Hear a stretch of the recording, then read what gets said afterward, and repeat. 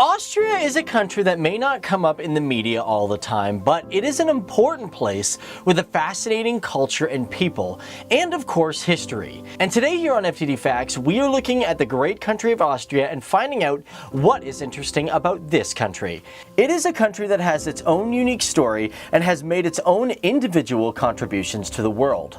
A place and people who have their own way of doing things that may be different from the rest of Europe. Hey everybody, what's going on? Dave Walpole here. Welcome to FTD Facts, the channel where we usually talk about people, cultures, and places from all around the world. Now, yeah, we're talking about Austria because, well, we've done some videos on Germany in the last little bit. We've done stuff on other European countries, and for this video, actually quite a bit of you guys actually recommended that we talk about Austria, so this is our time to actually do it. Now keep in mind when we do these videos, guys, sometimes we leave out facts, so if there's anything that we left out, be sure to let us know down here in the comments section below.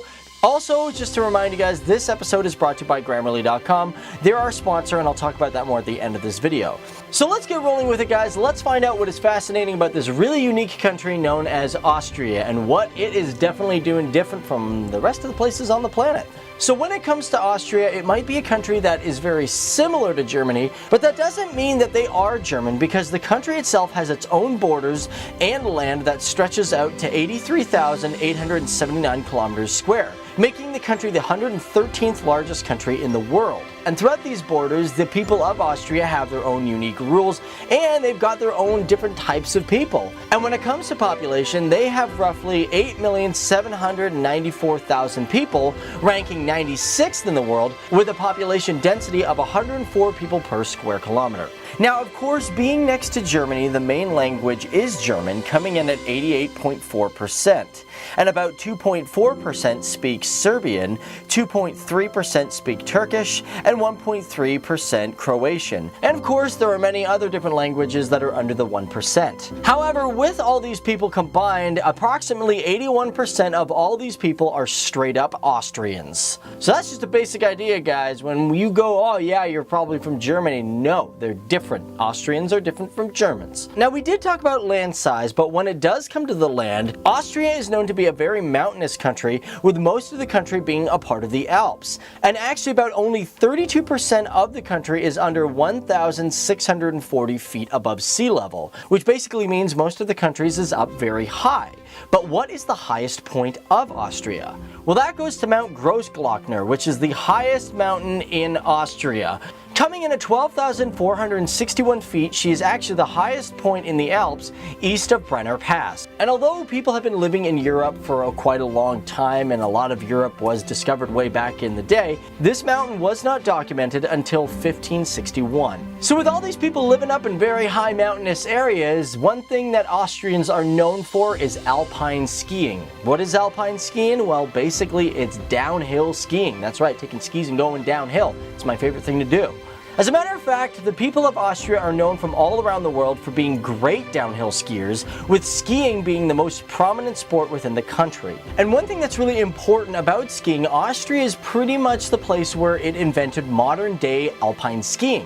This is because the design for steel edges on skis was invented in 1928 in Austria. As well, when it comes to skiing, one thing that's really amazing about Austria is the little villages that you can go to for skiing. They just look so quaint and quiet, and I just love these little villages that you can go to. And one of the most famous places that you can go for skiing is Arlberg, and it's not just famous because of skiing, but this is also the region where Hans Schneider invented modern day ski techniques almost a century ago. Now, okay, we could talk about skiing in Austria for a long time because it's the most prominent sport in the country and there's just so much history to it. But moving right along, one thing that's fascinating about Austria is that on January 1st of 1995, the country did decide to join the European Union. However, although they're part of the European Union, they're actually not a part of NATO. One of the reasons is because when Austria became neutralized after the USSR and the Allied countries removed their occupation in 1956, Austria pretty much from there on on decided that they just wanted to be a neutral country because of the issues that happened in World War II.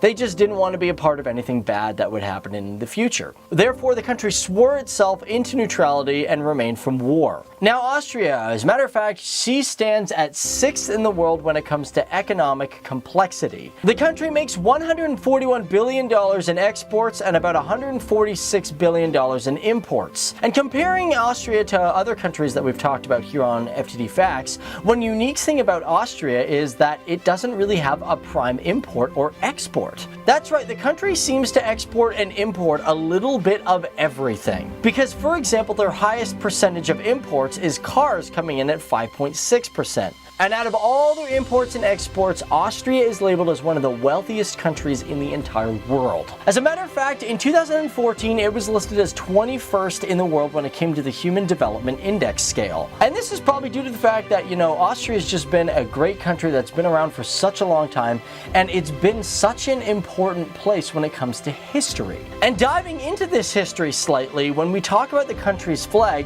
it is actually one of the oldest in the world. Although it was officially adopted in 1918, the style of the flag has been thought to have been adopted by the coat of arms of the Babenberg dynasty, which is roughly around the 12th and 13th century. And diving even further into this country's past, the country has had multiple days in history of independence, even dating back to 976 AD when it became the Margraviate of Austria. But however, its official year of foundation was in 1804 when it became known as the Austrian Empire. As well as diving into their history, Austria is a country that has provided a lot of great musical composers from the classical era. You have great composers such as Mozart, and even though Beethoven was born in Germany, he lived in many years in Austria composing music. And on top of that, there's also Johann Strauss, Joseph Haydn, and Franz Schubert. And the reason for this is because Vienna was such a huge important center or hub for music way back in the day. And actually, if we're going to talk about Vienna, we should probably mention some really cool, interesting features about this place. For example, it is home to one of, if not the world's largest emerald. This is the Emerald Ungatarian, which is 2,860 carats, and it might have been carved out of a Colombian mine in 1641, but it is now on display at the Imperial Treasury in Vienna, Austria. And also when it comes to Vienna, the city itself is pretty much completely a UNESCO zone.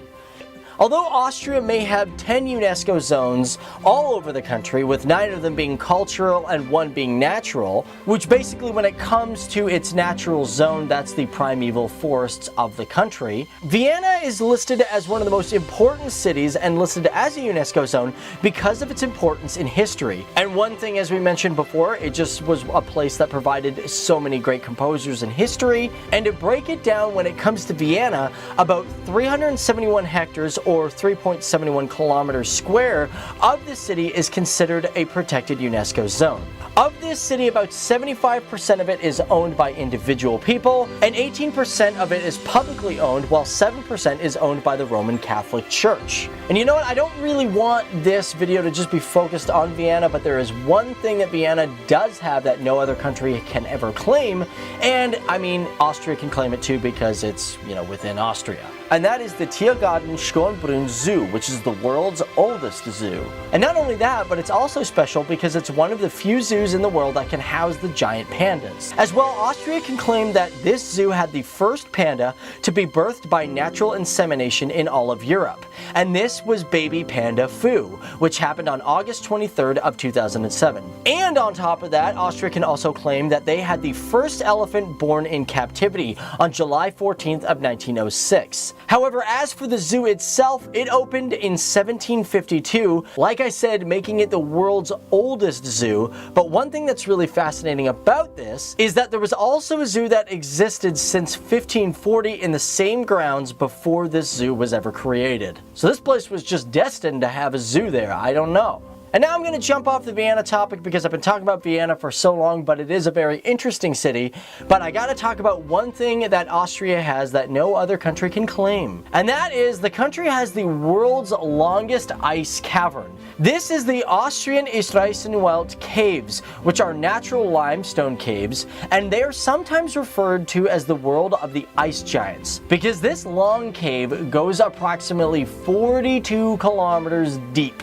And although it was officially discovered in 1879, locals did know of the cave before, but they refused to explore it because they thought it was an entrance to hell. Either way, this fascinating natural structure attracts over 20,000 tourists a year and is really quite an amazing thing to see. So that is just a look at the great country known as Austria, a country that there is just not enough time to talk about when it comes to not only its culture, but its history. Which reminds me guys, if we forgot anything, be sure to let us know down there in the comments section below, because we generally like to do part 2s to our videos. And on top of that guys, my name is Dave Wapla, and I want to thank you guys all for joining me here and learning about Austria. And for our reoccurring viewers, I want to thank you guys for joining here all the time and learning about new cultures and expanding your minds. And before you guys get out of here, just to remind you, this video has been brought to you by Grammarly.com. These guys are a great sponsor that really help improve your English. Literally, you can download the program for free, and as you're typing online, it will help improve your grammar. It's really fantastic. I love using it, and it's free! And of course, right at the end of this episode, I got other videos for you guys to check out, which I'm sure you guys will really, really love, so be sure to check those ones out.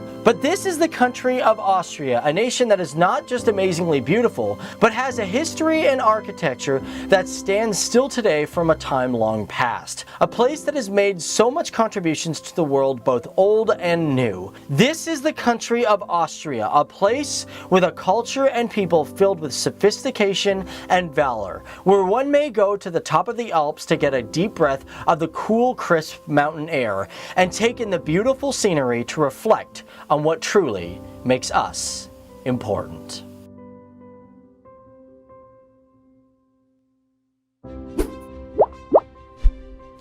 So thanks for watching guys. This has been FTD Facts, the channel where we talk about people, places, and cultures from all around the world. Now, those videos I was telling you about, check out this one on Germany. I'm sure you guys will really love it. And on top of that, check out our new series, which is called Which Country is Better, where we compare 2 different countries and find out which one your favorite is. So check those ones out, and if you haven't subscribed, hit the subscribe button and tune in every single day, because we always generally have something new for you.